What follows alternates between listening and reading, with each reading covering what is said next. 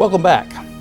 In my first lecture in this series, I ended by talking about the 19th century background for what happens in 20th century ethics. And I was suggesting very quickly, far too quickly, at the end of that lecture, that at the end of the 19th century, we have a kind of crisis in moral philosophy. And it's a crisis that calls into question the two great foundational attempts to do moral philosophy in the 19th century. The one attempt founded in the work of Immanuel Kant and sort of having disciples all over Europe, including to a certain extent a number of British philosophers in the British idealist tradition.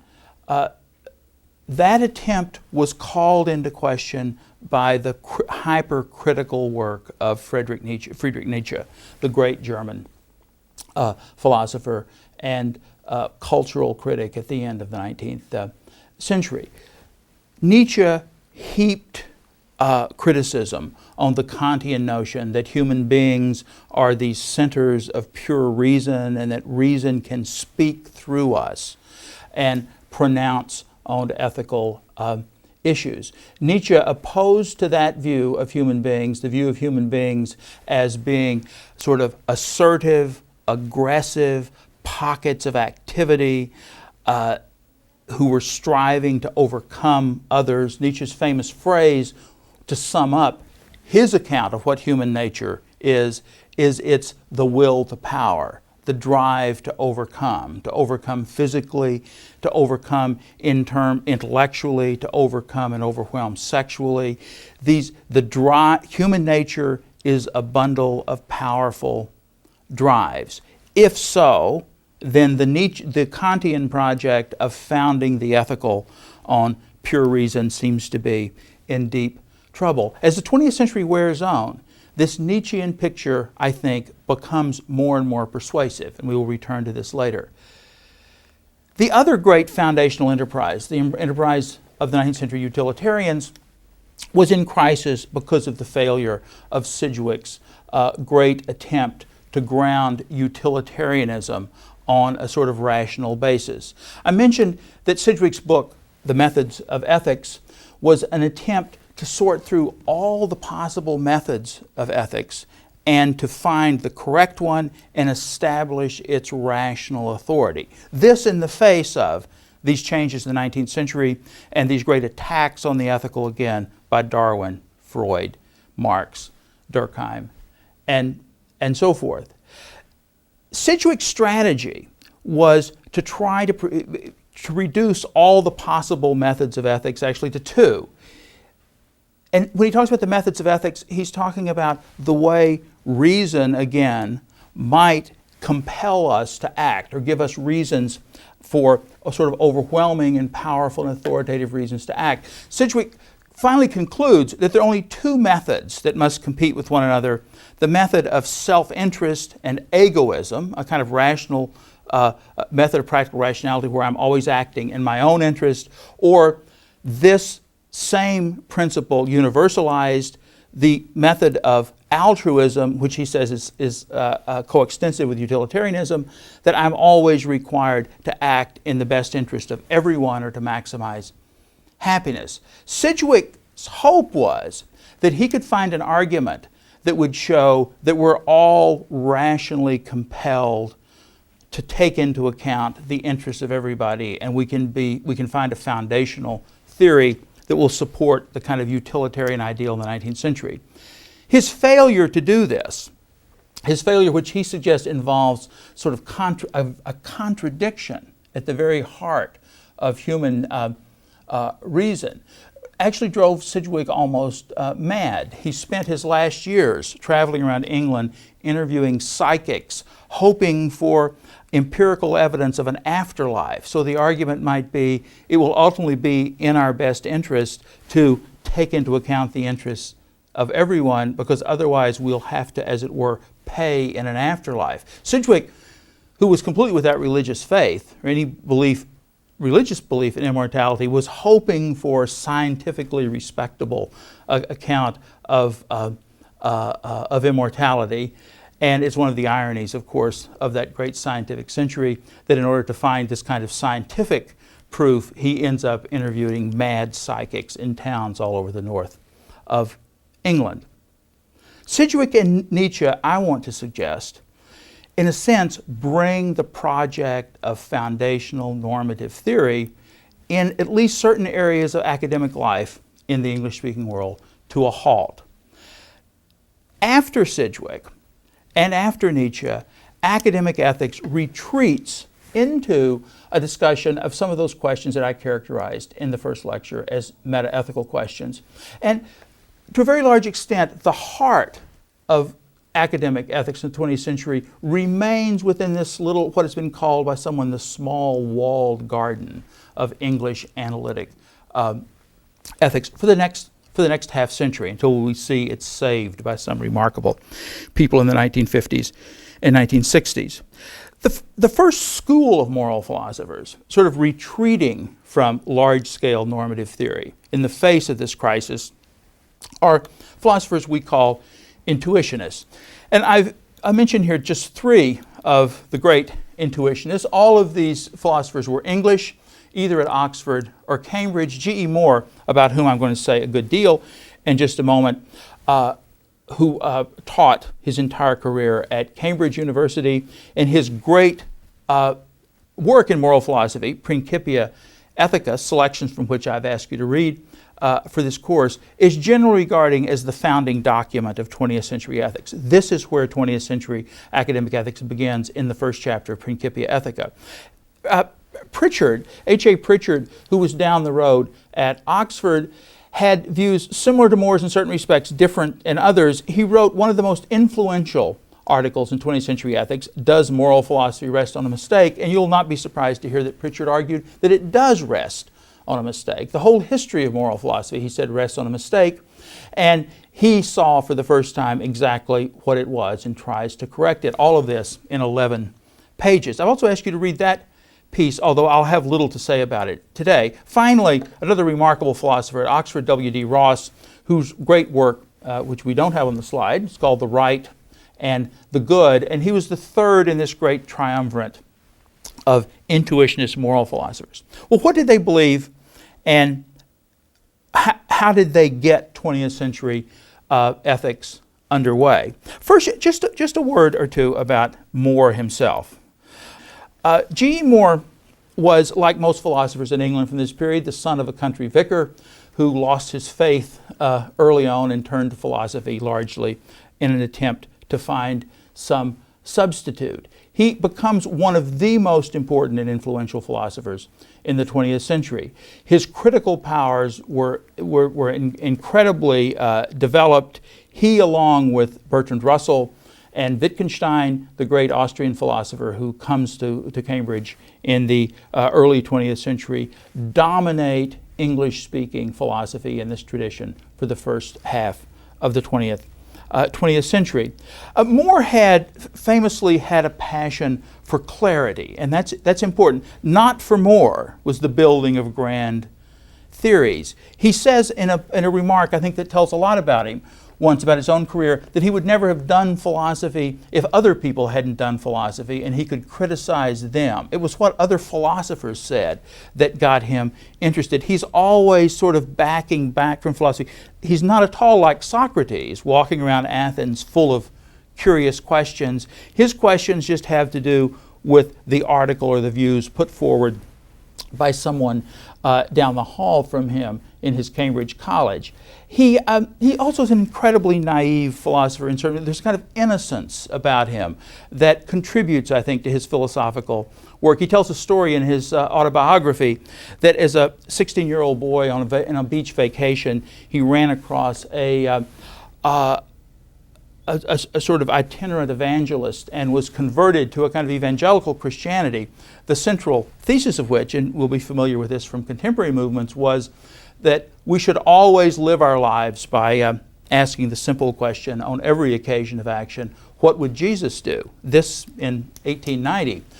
Moore says in his autobiography that seemed reasonable to him. He adopted that view and tried to live according to it for 18 months.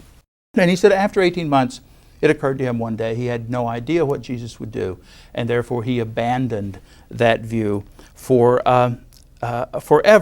There's a kind of innocence both about the way he took that up and the way, one might say, he abandoned it so quickly, and it took him so long to come up with these grounds. His innocence comes out in all sorts of ways. He was knighted in the 1930s, and another story told of him is that when he went to Buckingham Palace to get his knighthood, his wife waited at the gate. He went in to see the king, and as he came out, his wife said excitedly, what was the king like? What did you talk about? And More's only comment was, "You won't believe this, dear. The king's never heard of Wittgenstein." More didn't have much conversation. He was focused on an attempt to get clear on issues that were merged from the comments of other philosophers. But a third feature about More was he had enormous cultural significance. His impact on 20th century philosophy is incalculable. One of the most important recent anthologies on 20th century ethics locates arguments from the first chapter of Principia Ethica as the most important arguments in the 20th century. Although he seems to many of us quite a dull dog, he had enormously influential friends. He was associated with the Bloomsbury group, which was the cultural heart, in many ways, of the most advanced thinking part of British culture in the early 19th century. Friends with John Maynard Keynes, Virginia Woolf, Lytton Strachey, the great author of Eminent Victorians, the man who made scathing critiques of 19th century intellectuals. More influenced all of them. But enough about his personality. What were his ideas? Well, he had a passion for clarity and a kind of simplicity, and his views have a certain kind of simplicity to them too. And I want to talk sort of generally about his central ideas and try to, although Principia Ethica is a long book, it's a tedious book, the ideas that matter and have mattered for 20th century ethics can, I think, be captured quite quickly. His first idea, and this is connected to his passion for clarity, was that definition is the key to ethical methodology. Kant and Kantians, the utilitarians, had looked to build grand theories. More's thought was we need to get clear on the most fundamental notions in ethics, what they mean, and then we can figure out whether they're true and which ones are true. He thought that the most fundamental notion in ethics was the notion of the good. And if all ethical claims rest ultimately on claims about what's good, and before we can decide what is good, which is the fundamental, what kinds of things are good, is it only pleasure, is it only virtue? Before we can decide that, we have to know what good means. And he begins Principia Ethica by defending this view. We have to get clear on definition. The second idea is that having established this methodological point, More argues that there is no definition for good.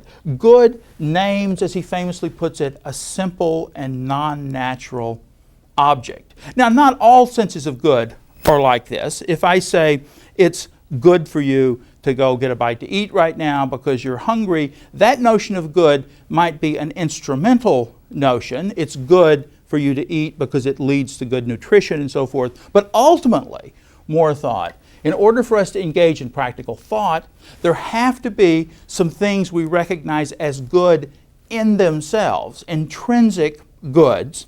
And these things are good in a way that is simple and non-natural. The constant example he uses to illustrate a simple and non-natural property is the property of or a simple property is the property of yellow, a color term. Although yellow, of course, is not non-natural, it's simple. We can't explain to anyone what yellow means. We can't break it down into simpler parts. And this was More's notion of definition. To define a term was to break it down into simples. So to define a rectangle is to break it down into the notions of four-sided 90-degree angles and so forth.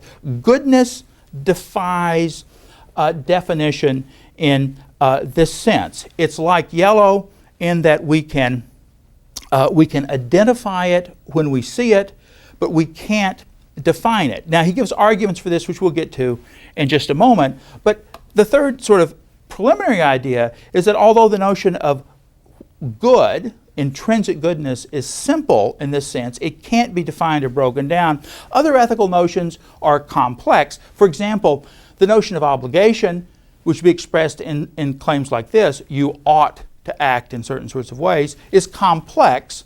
And it has this kind of complexity. Moore said we can define obligation, that when we say you ought to perform a certain act, what we mean is performing that act will produce more goodness than anything else. So he reduces the meaning of ought in this way to the meaning of good, which of course is a meaning that without definition. Now, why did Moore think that goodness was a non-natural, a simple and non-natural property? Well, first of all, the most important term that Moore gives to us in the 20th century is the term the naturalistic fallacy, which simply is the fallacy of trying to define good. Moore begins by telling us that the most important question in ethics is how can we define good, but by answering that question we can determine what is good. He tells us that we can't define it, and the basic fallacy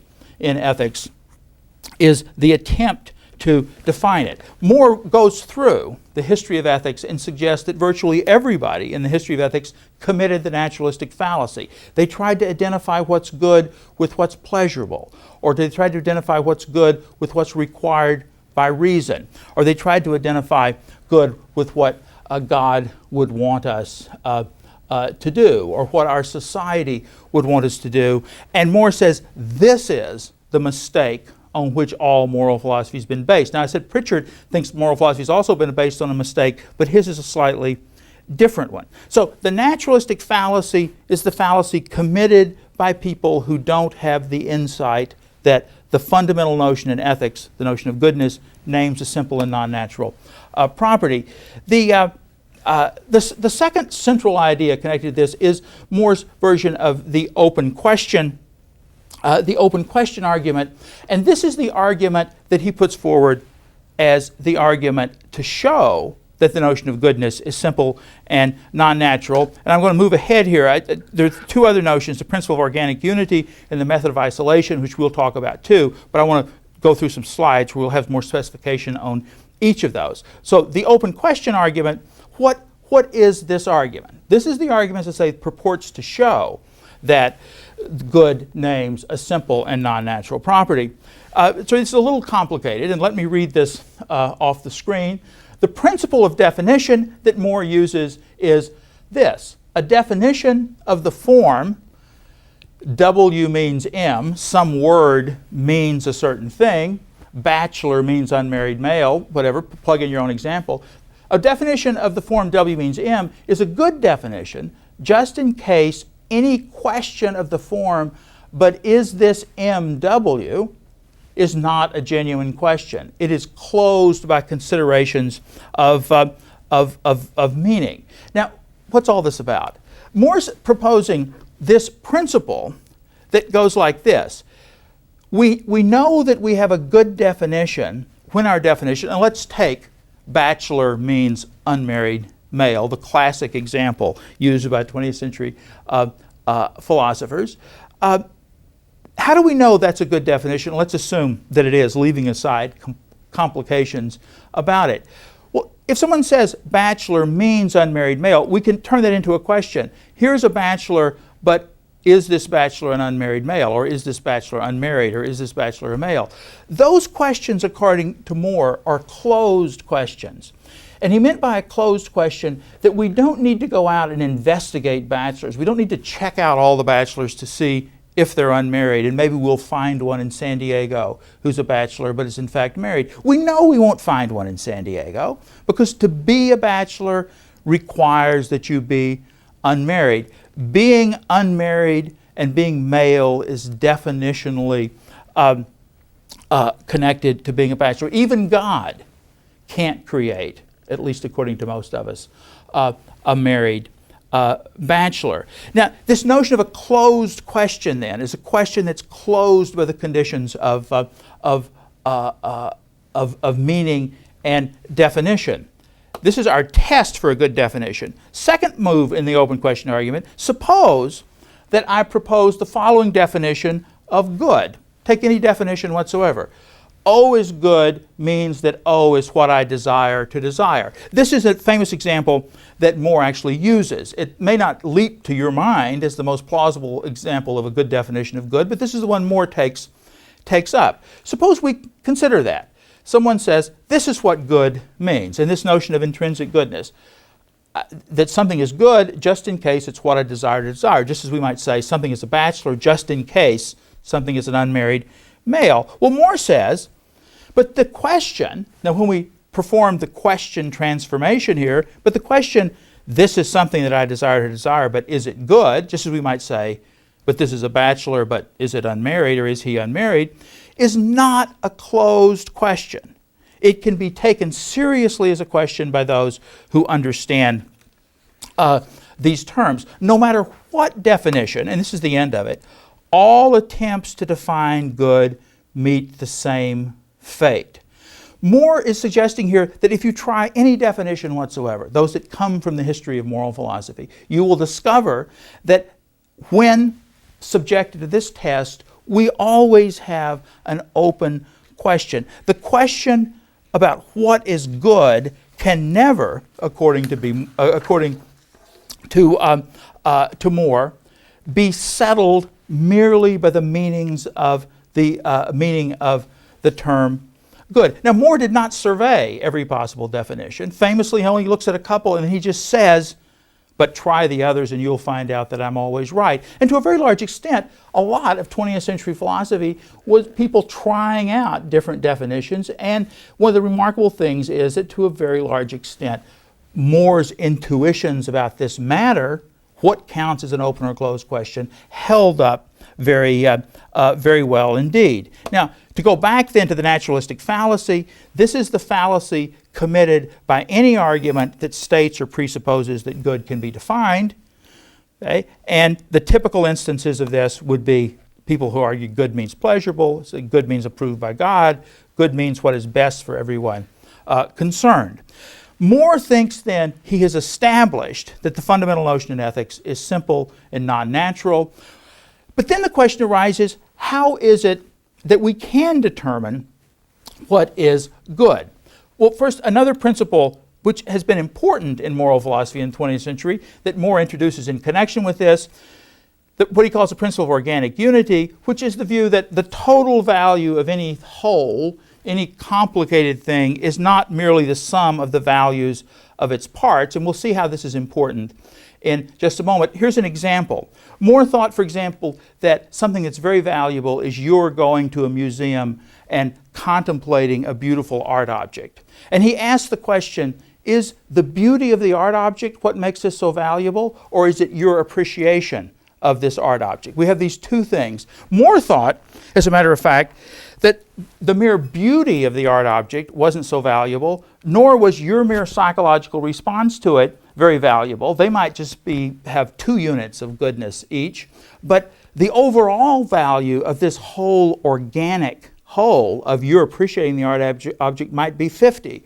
We, as it were, get additive value when we bring things together. And we can't simply decide how valuable some complex thing is by adding up all the values of the particular things in it. Finally, the method of isolation, which is Moore's method of determining how it is that we determine what's good. How do we find out what things really are good if we can't resort, as it were, to discovering natural properties that are associated with goodness? Moore says we have to adopt what he calls the method of isolation. In order to determine the intrinsic value of anything, it's best to consider that thing in isolation insofar as is possible from anything else. And simply consider it. If I want to know that the beauty of that painting in the museum is intrinsically good, I simply have to think about that beauty, and I will see in isolation, and I will, as it were, see whether it's good or not. Moore uses this all the time. At one point, He's trying to determine the question, is mere beauty good in itself? And his way of using the method of isolation is, he says, imagine a world, a planet, full of the most beautiful things in the world moving away from us at roughly the speed of light, so it can never come into contact with any human beings. And imagine another planet filled with the most ugly things in the world moving away from us at almost the speed of light. So we just got this simple fact of beauty and ugliness with no interaction with human beings. And then he asks himself the question, is the universe better to have the beautiful planet in it or the ugly planet, knowing that neither will ever be appreciated by human beings? And More says, obviously, we're better off with the beautiful planet. Now, where that obviously comes from, I will leave you to ponder. Remember, More's object here was to figure out what things are ultimately good. What were the two great classes of good things for More? There were two things: the pleasures of human intercourse, that is, being with our friends, social relations, and the encounter with beauty. More labors throughout this book to tell us at the end that the best thing in the world is for you to go to the art museum on Sunday afternoon with your friends. There's a kind of skeptical air to much of this, and I want to end by reading you a little passage from a memoir written by John Maynard Keynes some years after, reflecting about how the method of isolation and this actually was used in practice. This is John Maynard Keynes writing in the 1930s about his relationship with More and this view. How did we know, the friends of More's who tried to use the method of isolation, what states of mind were good? This was a matter of direct inspection, of direct, unanalyzable intuition about which it was useless and impossible to argue.